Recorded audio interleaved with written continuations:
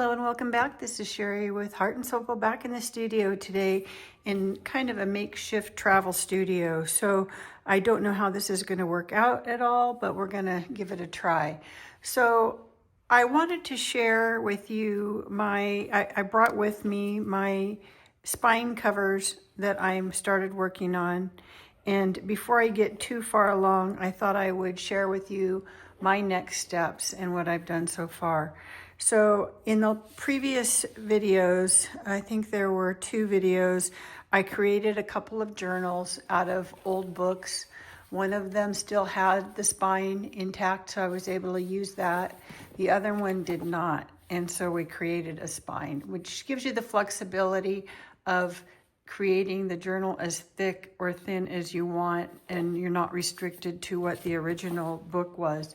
So this one, I went ahead and used what was there, but if I wanted this to be larger, I can easily just remove the spine and treat it the same as this one. So I've decided though in both cases, even though the spine's intact on this one, I still like doing my slow stitch spine covers just to give them that little extra personality and make them really one of a kind. So in the previous video, and I'll put links down below in the description, there's a playlist on creating journals with vintage books. I actually have 2 different playlists. I'll include both of those down below, and that way you'll find a lot of different videos on the subject in case you're interested in seeing more journals that I've previously made. So for this one though, in the last video, I showed how I start compiling the fabrics and really kind of just collaging them onto the base. And then I used just a basting stitch after pinning everything just to get it kind of held there. And then you can see my hidden stitch, the white, they're very faint. Let me see if I can get in here. You can see the stitches, the hidden stitch is the white thread. And that kind of held everything together as far as all of my little collaged pieces until I can go and then start doing some decorative stitching to hold them in place. And that's what I wanted to show you today on the 2 pieces that I've started before I go and add maybe another layer. So really you're just, if you think about it as kind of any kind of mixed media, collage kind of artwork, I consider this a background. And then I would do things to add texture and a little more interest. And that would be like in mixed media when you're adding stencils maybe and paint splatters and different techniques on top of your base, still kind of treating it like a background. And so on this one, you can see I've just done some random stitching around this piece. And I try to, on adjacent pieces, do a different kind of stitch. In some cases, like in this one, this has a patterned fabric, so maybe if I don't want the stitching to stand out so much, I will use a color of embroidery thread that will just sort of blend into the background.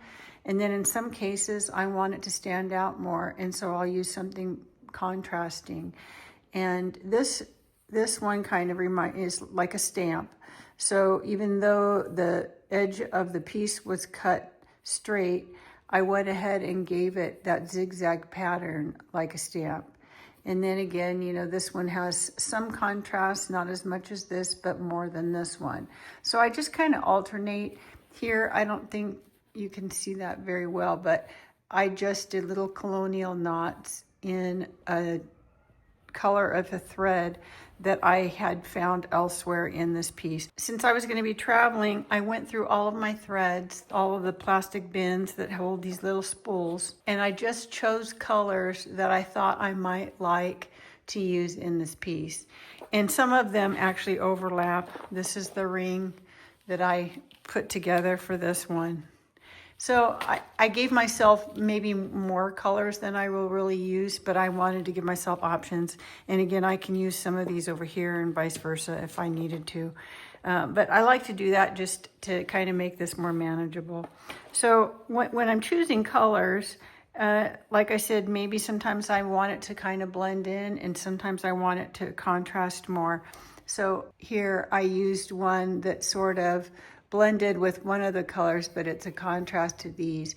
And so I just, you know, chose a different shape. I did an X here instead of just a straight stitch. This was a plaid fabric, a shirting fabric. And so I just added more stripes in a similar color. This one, I just did a back stitch and then whipped it. So it's just a simple stitch. And then this one I treated the same as I did the one above it. And again, a little bit of contrast, just pulling in another color. So maybe I have this light color blue I wanted to bring over somewhere else. I like to see a color in at least three places. And so when you're doing it, it's really just kind of intuitively. You're just looking at what you have and where you might want to either add more contrast or less contrast and kind of sprinkle the colors around. You know, this one I did my knots in more of a brown because I had a little bit of brown over here and I don't really see it too much anywhere else. So this is just the back side, just all my stitching, and I have more I can do, but to me this is a layer of background. And then if I want to add more design that's more my focal point, I like to do like vines and flowers and that kind of thing. So that can be laid on top of all of this and really treating this just like a background.